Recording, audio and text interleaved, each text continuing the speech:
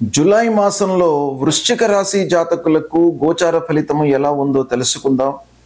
ముందుగా ఈ జూలై మాసంలో వృశ్చిక రాశిలో జన్మించినటువంటి వారికి ప్రధానమైనటువంటి గ్రహాలు చంద్రుణ్ణి మినహాయించి 8 గ్రహాలు ఏ ఏ స్థానాలలో సంచరిస్తున్నాయి, వాటి యొక్క ప్రభావము ఎలా ఉండబోతుంది అనేటువంటి విషయాన్ని మనం చూసినట్టయితే, సూర్యుడు అష్టమ నవమ స్థానాలలో సంచరిస్తున్నాడు, ప్రతికూలంగా ఉన్నాడు.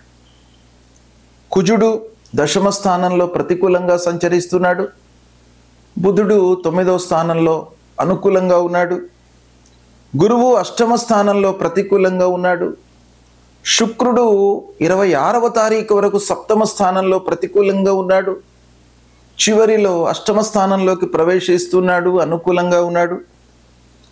శనేశ్వరుడు పంచమ స్థానంలో ప్రతికూలంగా ఉన్నాడు. రాహువు అర్ధాష్టమ స్థానంలో ప్రతికూలంగా ఉన్నాడు. కేతువు దశమ స్థానంలో ప్రతికూలంగా ఉన్నాడు. ఈ విధంగా ఎక్కువ గ్రహాలు ప్రతికూలమైనటువంటి స్థానాలలో సంచరిస్తున్నాయి. కనుక ఈ మాసంలో వృశ్చిక రాశిలో జన్మించినటువంటి వారికి ప్రతికూలత ఎక్కువగా గోచరిస్తుంది. కనుక కొన్ని విషయాలలో అనుకూలమైనటువంటి ఫలితాలు ఉన్నప్పటికీ చాలా జాగ్రత్తగా నిర్ణయాలు తీసుకోవడం అవసరము. ముఖ్యమైనటువంటి గ్రహాలు, ప్రధానమైనటువంటి గ్రహాలు గురువు, శని, రాహువు, కేతువు, అంగారకుడు, సూర్యుడు ప్రతికూలమైనటువంటి స్థానాలలో సంచరిస్తున్నారు. కాబట్టి సమయస్ఫూర్తితో మీరు నిర్ణయాలు తీసుకోవాలి. ప్రారంభించే ముందు ఆ పని గురించి కూలంకషంగా ఒక అవగాహనకు వచ్చిన తర్వాత ప్రారంభించండి. లోటుపాటులను, లాభ నష్టాలను బేరీజు వేసుకొని ప్రారంభించడం అన్ని రకాలుగా ఉత్తమం. అయితే గత మాసంతో పోల్చితే కొంత అనుకూలంగా ఉన్నప్పటికీ కొంత నిర్ణయాలు మట్టుకు జాగ్రత్తగా తీసుకోవాలి. చాలా విషయాలలో ఆచితూచి నిర్ణయాలు తీసుకోవడం అవసరము. ఇక ఉద్యోగస్తులకు ఆఫీసులో పని భారం బాగా పెరుగుతుంది. అష్టమ నవమ స్థానాలలో సూర్యుడు సంచరిస్తున్నాడు. కనుక ఆకస్మికమైనటువంటి గ్యాప్ ఏర్పడేటువంటి అవకాశాలు ఉన్నాయి ఉద్యోగస్తుల మధ్యన. తోటి ఉద్యోగులతో మీరు చాలా సంయమనంతో ఉండాలి. అనవసరమైనటువంటి మాటలకు ఆస్కారం లేకుండా మీకు ఎంతవరకు అవసరమో అంతవరకే మాట్లాడండి తోటి ఉద్యోగులతో. అనవసరమైనటువంటి పనులకు ఆస్కారం లేకుండా మీకు అలాట్ చేసినటువంటి పనులపై మీరు మనస్సు నిలపండి. తద్వారా ఏమవుతుంది, నష్టాన్ని కొంతవరకు అధిగమించడానికి అవకాశాలు ఉంటాయి.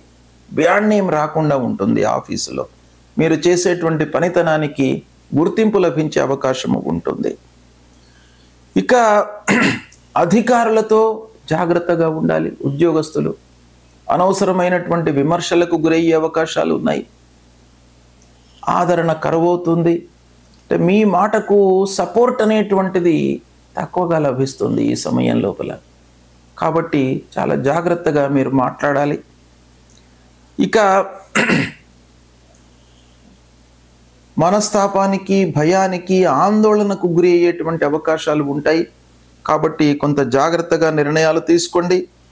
అయితే ఓవరాల్గా మీకు పూర్వం ఉన్నటువంటి మాట పలుకుబడి, మంచితనానికి కొంత గుర్తింపు మట్టుకు లభిస్తుంది. తద్వారా కొన్ని పనులు నెరవేరుతాయి. ప్రారంభించినటువంటి పనులలో ఆటంకాలను బాగా ఎదుర్కొంటారు. కనుక ఆటంకాలు వస్తాయి, మధ్యన పని ఆగిపోతుంది అనేటువంటి ఒక నిర్ణయానికి వచ్చి మీరు ఆ పని లోపల 200% ఎఫర్ట్స్ పెట్టి ప్రారంభించినట్టయితే కొంతవరకు మీరు రెక్టిఫై చేసుకునేటువంటి అవకాశాలు ఉంటాయి. కుటుంబంలో అందరి సహాయ సహకారాలు లభిస్తాయి. ప్రారంభంలో ఆత్మీయులతో, జ్ఞాతులతో ఇబ్బందులు తలెత్తుతాయి. అయితే మాసాంతంలో కొంత అనుకూలమైనటువంటి వాతావరణం గోచరిస్తుంది. ఆకస్మికంగా డబ్బు మీకు చేతికి అందేటువంటి అవకాశం కూడాను ఒక పక్కన కనబడుతుంది. అది కొంత మీకు సంతృప్తిని, ఆనందాన్ని ఇచ్చేటువంటి అంశం గనక మీకు మాసాంతంలో కొంత కలిసి వస్తుంది. విందులు వినోదాలకు హాజరవుతారు. అయితే వీటి మూలకంగా ఖర్చులు మట్టుకు పెరుగుతాయి. కొంత నియంత్రణ అవసరము. మిత్రుల కలయిక మూలకంగా, బంధువర్గం యొక్క సహాయ సహకారాల మూలకంగా కొన్ని పనులు నెరవేరుతాయి.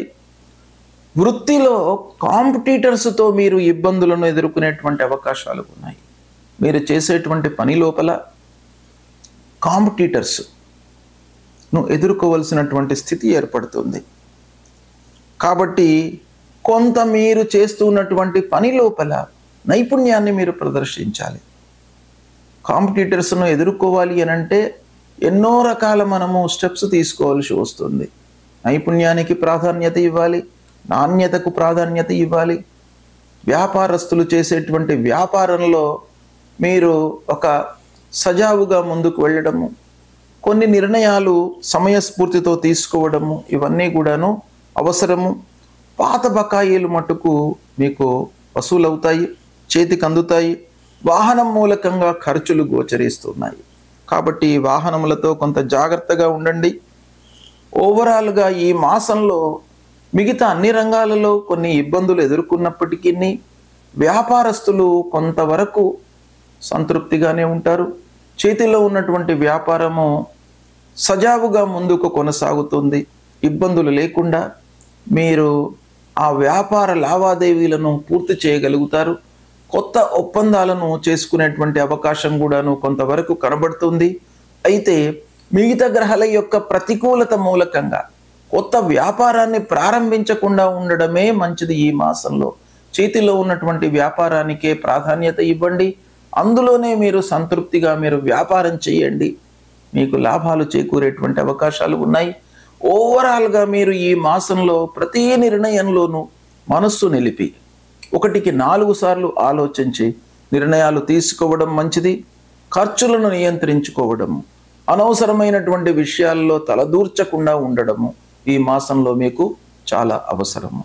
వీటిని మీరు ఆచరణలో పెట్టండి, శుభ ఫలితాలను పొందుతారు. గోచార రీత్యా ముఖ్యమైనటువంటి గ్రహాలు ప్రతికూలంగా సంచరిస్తున్నప్పుడు మనము కొన్ని పరిహారాలు చేసుకోవాలి. పరిహారాలలో 2 ముఖ్యమైనటువంటి కర్తవ్యాలు మనం ఆచరించాలి. ఒకటి, ఏ గ్రహనైతే మనకు ప్రతికూలంగా సంచరిస్తున్నాయో వాటిని రెక్టిఫై చేసుకోవడానికి వాటి కారకత్వాలను దృష్టిలో పెట్టుకొని మనము ఫిజికల్గా చేయడము.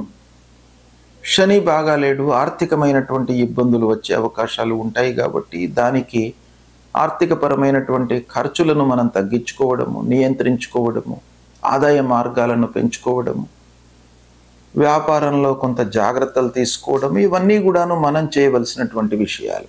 ఇక భగవంతుడి అనుగ్రహం కొరకై మనము పరిహారం చేసుకోవాలి. సూర్యుడు ప్రతికూలంగా ఉన్నప్పుడు సూర్య నమస్కారాలు చేయాలి. ప్రతినిత్యం కూడాను ఉదయం లేచిన తర్వాత స్నానం ఆచరించి కొద్దిగా బయటకు వచ్చి సూర్యుణ్ణి నమస్కారం చేసుకోవాలి. నమస్కార ప్రియో భాను అన్నారు. కాబట్టి కేవలము సూర్యుడికి నమస్కారం చేయడం మూలకంగానే మీకు సూర్యుడు అనుగ్రహిస్తాడు, ఆరోగ్యాన్ని ఇస్తాడు, మీ లోపల శక్తిని ఇస్తాడు. కాబట్టి ప్రతినిత్యం కూడాను సూర్య నమస్కారాలు చేస్తే మీకు అన్ని రకాలుగా ఆరోగ్య సమస్యలు లేకుండా మిమ్మల్ని ఆ సూర్యనారాయణుడు కాపాడుతాడు. అంతేకాకుండా సూర్యుడికి సంబంధించినటువంటి మూలమంత్రాన్ని చదువుకోండి. జపా కుసుమ సంకాశం కాశ్యపేయం మహద్యుతిం తమోరిం సర్వపాపఘ్నం ప్రణతోస్మి దివాకరం. ఈ మూలమంత్రాన్ని ప్రతినిత్యం చదువుకోండి. ఆదిత్య హృదయం వినండి. ఆదిత్య హృదయం వినడం మూలకంగా మీ లోపల స్థైర్యము, ధైర్యము వృద్ధి అవుతుంది. కాబట్టి పనిని మీరు చేసేటువంటి సమయం లోపల ధైర్యం అనేటువంటిది చాలా ముఖ్యం. ఈ పనిని నేను సాధించగలుగుతాను తప్పకుండా అనేటువంటి ఒక మనస్తత్వాన్ని మీకు ఆ సూర్యనారాయణుడు ఇస్తాడు. కాబట్టి ఆదిత్య హృదయం ప్రతినిత్యం కూడాను చదువుకోండి లేదా వినండి. ఇక అంగారకుడు ప్రతికూలంగా ఉన్నప్పుడు అంగారకుడి విషయమై సుబ్రహ్మణ్య స్వామిని అర్చించండి. సుబ్రహ్మణ్య స్వామి దేవాలయానికి వెళ్ళడము, సుబ్రహ్మణ్య స్వామిని కొలవడము, సుబ్రహ్మణ్య స్వామికి సంబంధించినటువంటి స్తోత్ర పారాయణం చేయడము, అంగారకుడి మూలమంత్రాన్ని ప్రతినిత్యం కూడాను చదువుకోవడము, ఇవి చేసినట్టయితే మీకు అంగారకుడు ప్రీతి చెంది మీ లోపల ఆ ధైర్యాన్ని, ఆటంకాలు లేకుండా, దురుసుతనాన్ని మీకు ఆపాదించకుండా మీ లోపల ఒక స్థిరమైనటువంటి మనస్సును ఇస్తాడు. కాబట్టి అంగారకుడి ప్రీత్యర్థమై ఈ పరిహారాలు చేసుకోండి. ఇక బుధుడు ముఖ్యంగా మీకు వ్యాపారం పైన, మీ విచక్షణ పైన, బుద్ధి పైన ఎక్కువ ప్రభావాన్ని చూపించేటువంటి గ్రహం. కాబట్టి ఆ మంచి ఆలోచనలు కలగడానికి, సమయ స్ఫూర్తితో నిర్ణయాలు తీసుకోవడానికి ఆ బుధుడి యొక్క అనుగ్రహం కావాలి. బుధుడి యొక్క అనుగ్రహము ఎలా వస్తుంది? మీరు విష్ణుమూర్తిని ప్రతినిత్యం కూడాను కీర్తించడము, జపించడము, స్తోత్రం చేయడము, పూజించడం మూలకంగా మీకు కలుగుతుంది. కనుక ప్రతినిత్యము విష్ణు సహస్రనామ పారాయణం చేసుకోండి. తద్వారా మీకు ఒక సుఖమయమైనటువంటి జీవనాన్ని ఇస్తాడు ఆ నారాయణుడు. కాబట్టి ఆ బుధుడి ప్రీతి కొరకై విష్ణు సహస్రనామ పారాయణం చేయండి. ప్రతినిత్యము చేయండి. వీలుగానట్టయితే వారానికి ఒకసారైనా కూడాను చేయండి, లేదా వినండి. విష్ణు సహస్రనామాలు విన్నట్టయితే మీ స్థితి లోపల, మీ ఉనికి లోపల ఇబ్బంది లేకుండా మిమ్మల్ని కాపాడతాడు. అంటే హెచ్చు తగ్గులు లేకుండా మీ స్థితి ఎలానైతే ఉందో దానికి ఇంకా ఉన్నతమైనటువంటి స్థితినే మీకు ఇస్తాడు. ఇక గురువు ప్రతికూలంగా ఉన్నప్పుడు గురువు యొక్క మూలమంత్రాన్ని పఠించండి. దేవానాంచ ఋషీణాంచ గురుం కాంచన సన్నిభం వందనీయం త్రిలోకానాం తం నమామి బృహస్పతిం అనేటువంటి మూలమంత్రాన్ని ప్రతినిత్యం కూడాను పఠించండి. ముఖ్యంగా గురువు ప్రతికూలంగా ఉన్నప్పుడు ప్రథమ గురువులు అయినటువంటి తల్లిదండ్రులను సేవించండి. తల్లిదండ్రుల యొక్క సేవా మూలకంగా మీకు వాళ్ళ యొక్క అనుగ్రహం లభిస్తుంది, వాళ్ళ యొక్క దీవెనలను పొందుతారు. తప్పకుండా తల్లిదండ్రులు ఒక లాభాపేక్ష లేకుండా మిమ్మల్ని ఈ స్థితికి తీసుకువచ్చి ఉంటారు. కాబట్టి వాళ్ళ యొక్క ఆలోచన, వాళ్ళ యొక్క దీవెన మీకు లభించాలి అని అంటే తప్పకుండా గురువులను సేవించడము, తల్లిదండ్రులను సేవించడము, ఇవి తప్పకుండా చేయండి.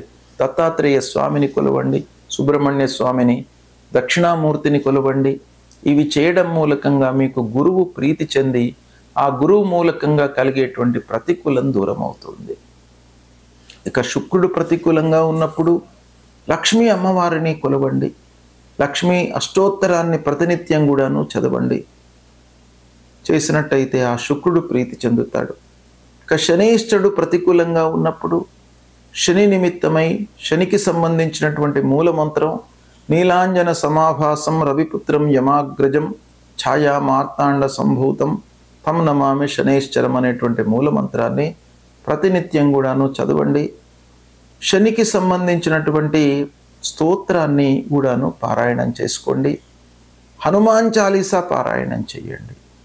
తప్పకుండా మీ లోపల భయాందోళనలకు గురి కాకుండా ఆంజనేయ స్వామి అభయము మీకు ఇస్తాడు. ఆ అభయాంజనేయ స్వామి మిమ్మల్ని రక్షిస్తాడు, భయాందోళనకు గురి కాకుండా మిమ్మల్ని చూస్తాడు. కాబట్టి హనుమాన్ చాలీసా చదవండి. శనికి సంబంధించినటువంటి మూలమంత్రాన్ని చదవండి. శనికి సంబంధించినటువంటి దానాలు చేసుకోండి. ఇక రాహు ప్రతికూలంగా ఉన్నప్పుడు అమ్మవారిని కొలవండి. దుర్గామాత మీ లోపల ఒక స్థిరమైనటువంటి ఆలోచనలు, భయము లేకుండా, దుఃఖము కలగకుండా, ఒక అసహనము లేకుండా, అధైర్యముకి లోను కాకుండా మిమ్మల్ని అమ్మవారు కాపాడుతారు. కాబట్టి అమ్మవారి దేవాలయానికి వెళ్ళండి. అమ్మవారిని ప్రతినిత్యం కూడాను పూజించండి. రాహువుకు సంబంధించినటువంటి మూలమంత్రాన్ని ప్రతినిత్యము పఠించండి. ఇక కేతువు ప్రతికూలంగా ఉన్నప్పుడు గణపతిని స్మరించండి. గణపతి దేవాలయానికి వెళ్ళండి. ఆ విఘ్నేశ్వరుణ్ణి కొలిచినట్టయితే ఆటంకాలు లేకుండా మీరు ప్రారంభించినటువంటి పనులను సమయం లోపల పూర్తి చేసేటువంటి ఒక మనస్తత్వాన్ని, పరిస్థితిని క్రియేట్ చేస్తాడు. కాబట్టి కేతువు ప్రతికూలంగా ఉన్నప్పుడు విఘ్నేశ్వరుణ్ణి పూజించండి. ఈ విధంగా గ్రహాలు ప్రతికూలంగా ఉన్నప్పుడు భగవంతుణ్ణి స్మరించడం, భగవంతుణ్ణి కీర్తించడం, ఆయా గ్రహాలకు చెప్పబడినటువంటి స్తోత్రాలను పారాయణం చేయడము చేసినట్టయితే ఆ భగవంతుడి యొక్క అనుగ్రహం మీకు లభిస్తుంది. ప్రతికూలత అనేటువంటిది నిర్వీర్యమవుతుంది. తప్పకుండా ఆ భగవంతుడు మిమ్మల్ని గ్రహాలు ఏ విధంగా ఉన్నప్పటికీ, ఏ స్థానంలో సంచరిస్తున్నప్పటికీ భగవంతుణ్ణి కీర్తించడము, స్తోత్రించడము, జపాలు, పారాయణాల మూలకంగా మిమ్మల్ని తప్పకుండా భగవంతుడు కరుణిస్తాడు, అనుగ్రహిస్తాడు, మంచి ఆలోచనలను మీకు ఇస్తాడు. కాబట్టి ఆ భగవంతుణ్ణి తప్పకుండా మీరు స్మరించండి, కీర్తించండి, శుభ ఫలితాలను పొందుతారు. ఈ జూలై మాసంలో ముఖ్యమైనటువంటి పండుగలను వివరిస్తాను. ఏ ఏ రోజులలో ముఖ్యమైనటువంటి పండుగలు వస్తున్నాయి, వాటిని ఆచరించడం మూలకంగా మనకు ఎలాంటి ఫలితాలు కలుగుతాయి, ఋషులు దర్శించి మనకు పండుగలను నిర్ణయించారు. మన ఉన్నతి కొరకు, మనము సుఖమయమైనటువంటి జీవితాన్ని గడపడానికి పండుగలు నిర్దేశించడం జరిగింది. కాబట్టి ఈ పండుగలను ఆచరించి సుఖమయమైనటువంటి ఫలితాలను పొందాలి. అయితే ఈ నెలలో, ఈ జూలై మాసంలో 6వ తారీఖు 6 జూలై 2025 ఆదివారం ఏకాదశి. ఈ రోజున ఉదయం 5:47 పునర్వసు కార్తీ ప్రవేశమైంది. కార్తులు ముఖ్యంగా వ్యవసాయదారులకు చాలా ముఖ్యమైనటువంటిగా భావిస్తారు. కార్తులను దృష్టిలో పెట్టుకొని వ్యవసాయ పనులు చేస్తారు, సత్ఫలితాలను పొందుతారు. చాలా ఏళ్ల నుంచి కూడాను కార్తులు అనేటువంటివి వ్యవసాయదారులకు వర్షము, పంటలు, వాళ్ళు చేసేటువంటి కర్తవ్యాలు ఇవన్నీ కూడాను కార్తులను దృష్టిలో పెట్టుకొని వాళ్ళు చేస్తూ ఉంటారు. గనక పునర్వసు కార్తీ 6వ తారీఖు ఉదయం పూట ప్రవేశించింది. అదే రోజున సర్వేషాం దేవశయన తొలి ఏకాదశి. సర్వేషాం అంటే మనకు 3 మతాలు ఆచారంలో ఉన్నాయి, సాంప్రదాయాలు ఆచారంలో ఉన్నాయి, అందరూ కూడాను పాటిస్తున్నారు. స్మార్త సాంప్రదాయము, వైష్ణవ సాంప్రదాయము, కేవల వైష్ణవ సాంప్రదాయము, భాగవత సాంప్రదాయము, ఇలా ఈ సాంప్రదాయాలు మనకు ఆచారంలో ఉన్నాయి. అయితే అందరికీ కూడాను 6వ తారీఖు తొలి ఏకాదశి అవుతుంది. ఈ తొలి ఏకాదశితో చాతుర్మాస్యాలు ప్రారంభమవుతాయి. గృహస్థులకు ఆషాఢ శుక్ల ఏకాదశితో చాతుర్మాస్యాలు ప్రారంభమవుతాయి. పౌర్ణిమతో పరివ్రాజులకు చాతుర్మాస్యాలు ప్రారంభమవుతాయి. అయితే ఈ చాతుర్మాస్యము అనేటువంటిది ఒక దీక్ష. ఈ 4 మాసాలు దీక్షలో ఉంటారు గృహస్థులు. అంటే ఈ నెలల లోపల కొన్ని వర్జ్యము చెప్పబడి ఉంది. కాబట్టి ఈ చాతుర్మాస్యాలు 6వ తారీఖు నుండి ప్రారంభమవుతున్నాయి. కనుక దీక్ష అనేటువంటిది గృహస్థులకు ప్రారంభమవుతుంది. ఇదే రోజున పండరీపూర్లో ఉన్నటువంటి పాండురంగుణ్ణి దర్శించడానికై భక్తులు వెళుతూ ఉంటారు ఏకాదశి రోజున. అది కూడాను ఈ రోజునే ప్రారంభమవుతుంది. ఇక దాని తర్వాత 10వ తారీఖు నాడు ఆషాఢ పూర్ణిమ. ఇది గురు పూర్ణిమ. గురువు మనకు త్రిమూర్తి స్వరూపుడు. జ్ఞానము, బుద్ధి, ప్రజ్ఞ అన్నిటినీ కూడాను మనకు ఇచ్చినటువంటి వ్యక్తి గురువు. మోక్షాన్ని పొందడానికి కూడాను మనకు ఒక మూల మంత్రాన్ని ప్రసాదించినటువంటి గురువు. ఆ గురువును ఉద్దేశించి గురు పూజ చేయడానికై ప్రత్యేకంగా ఒక రోజు నిర్ణయం చేశారు మన ఋషులు. అదే ఆషాఢ పూర్ణిమ. ఆషాఢ పూర్ణిమ రోజున ప్రతి వాళ్ళు కూడాను వాళ్ళ యొక్క గురువును పూజించాలి.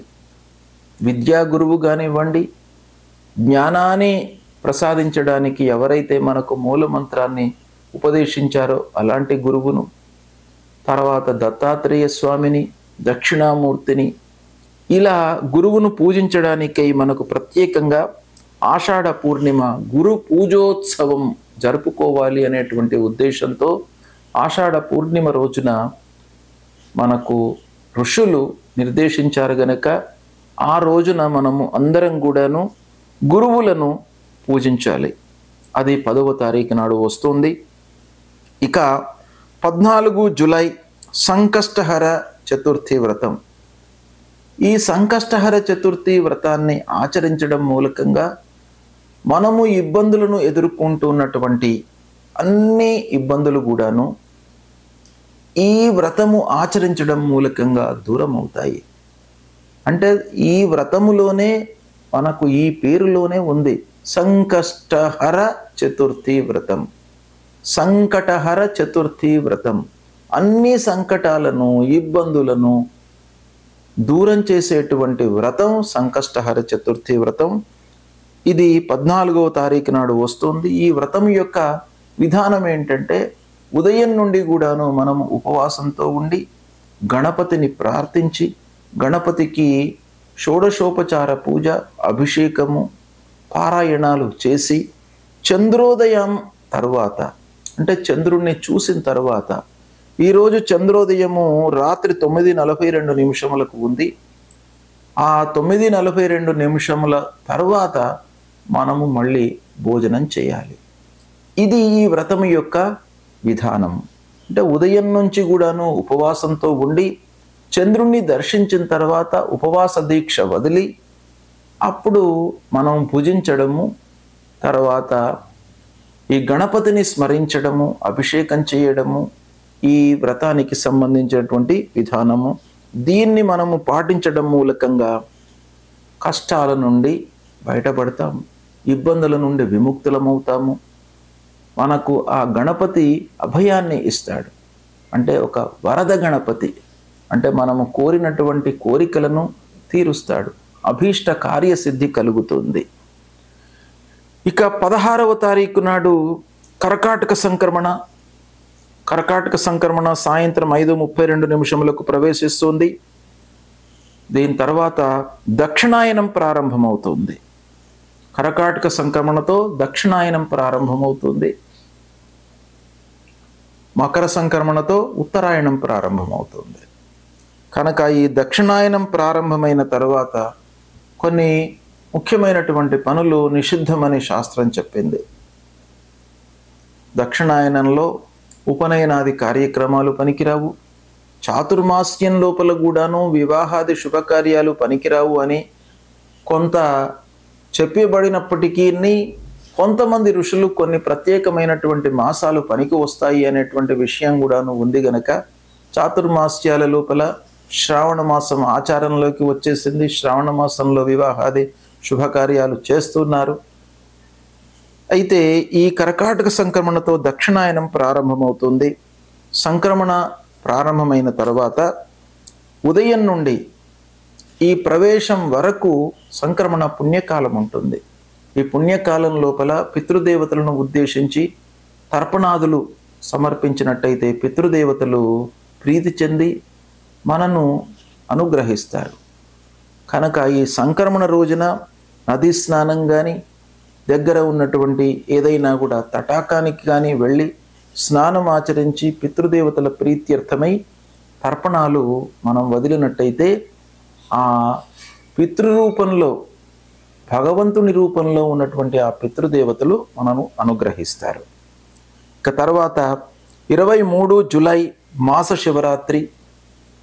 ప్రతి మాసం లోపల కూడాను అమావాస్య ముందు వచ్చేటువంటి చతుర్దశి, ప్రదోష నిషేధ కాలంలో ఉన్నటువంటి ఆ చతుర్దశి మనము మాస శివరాత్రి అంటాము. మాస శివరాత్రి చాలా శివునికి అత్యంత ప్రీతికరమైనటువంటి రోజు కాబట్టి ఆ మాస శివరాత్రి రోజున శివుణ్ణి అర్చించి అభిషేకం చేసి సాయంకాలం వరకు ఉపవాసము ఉండి సాయంకాలము మళ్ళీ ప్రదోష కాలం లోపల ఆ శివుణ్ణి అర్చించి భోజనం చేసినట్టయితే ఆ శివుని యొక్క అనుగ్రహం కలుగుతుంది, అపమృత్యు దోషము దూరమవుతుంది, ఆయురారోగ్య ఐశ్వర్యాలు వృద్ధి అవుతాయి అని మనకు శాస్త్రం చెప్తుంది. తర్వాత 24వ తారీఖు నాడు అమావాస్య, దర్శ అమావాస్య, ఆషాఢ అమావాస్య. ఈ అమావాస్యను చుక్కల అమావాస్య అని కూడా అంటారు. ఈ అమావాస్య ప్రతి అమావాస్య రోజున దర్శ అమావాస్య పితృదేవతల ప్రీత్యర్థమై తర్పణాలు వదిలినట్టయితే పితృదేవతలు ప్రీతి నొందుతారు. షణ్ణవతి శ్రాద్ధాల లోపల ఇవన్నీ కూడాను చెప్పబడి ఉన్నాయి కాబట్టి ఇవన్నీ కూడాను మానవాళి అభివృద్ధి పథంలో ఉండాలి, ఒక సక్రమమైనటువంటి మార్గంలో ఉండాలి అనేటువంటి ఉద్దేశంతో ఋషులు దర్శించి మనకు కల్పించినటువంటి పండుగలు. వీటిని మనం ఆచరించడం మూలకంగా సత్ఫలితాలను పొందుతారు. ఇక 25 జూలై నుండి శ్రావణ మాసం ప్రారంభమవుతుంది. శ్రావణ మాసంలో శివనక్త వ్రతారంభము, శివుడి ప్రీత్యర్థమై నక్త వ్రతారంభము అంటే ఒక పూట భోంచేయడము, పగలంతా కూడాను ఉపవాసంతో ఉండి శివుణ్ణి అర్చించి సాయంకాలం భోంచేయడము. శివనక్త వ్రతారంభము శ్రావణ మాసం ప్రతిపదతో ప్రారంభమవుతుంది. అది 25 జూలై నుంచి ప్రారంభమవుతుంది. ఇక దాని తర్వాత 28 జూలై రోజున నాగుల చవితి, 29 జూలై నాగ పంచమి. ఇవి ఈ జూలై మాసంలో వస్తూ ఉన్నటువంటి ముఖ్యమైనటువంటి పండుగలు. వీటిని ఆచరించండి. శాస్త్రంలో చెప్పిన విధానంతో వ్రతాన్ని, సంక్రమణలను, పండుగలను ఆచరించి సత్ఫలితాలను పొంది సుఖమయమైనటువంటి జీవితాన్ని పొందడానికి అవకాశం ఉంటుంది కాబట్టి వీటిని దృష్టిలో పెట్టుకొని ఆచరించండి.